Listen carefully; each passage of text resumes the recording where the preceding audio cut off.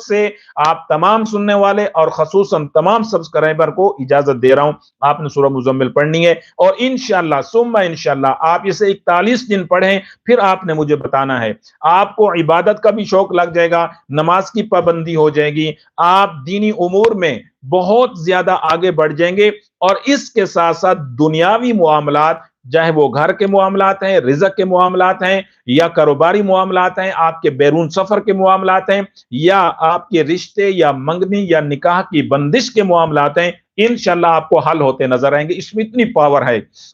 آپ جتنے بڑے حضرات کو دیکھیں گے، آپ جتنے بڑے معاملات والا کوئی بندہ ہوگا، آپ دیکھیں اس نے سورۃ المزمل کا عمل کبھی نہیں چھوڑا ہوگا۔ ہمارے پاس کافی سارے خود لوگ آتے ہیں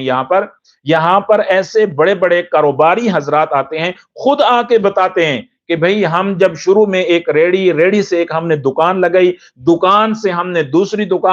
دکان سے پھر ہم نے ایک چھوٹا سا کارخانہ لگایا، اور چھوٹے کارخانے سے پھر ہم نے ایک فیکٹری لگائی، فیکٹری سے الحمدللہ اب پوری دنیا میں ہمارا مال جا رہا ہے۔ تو وہ کہتے ہیں جب ہم نے ریڑی پہ کام شروع کیا تو تب ہم اور ہمارے والد، ہمارے گھر والے سورۃ المزمل کا روزانہ ختم کرتے تھے۔ سورۃ المزمل کا روزانہ ہمیں پانی دم کر کے دیا جاتا، ہم اس ریڑی اور کام والی جگہ پہ چھڑکاؤ سپرے کرتے تھے۔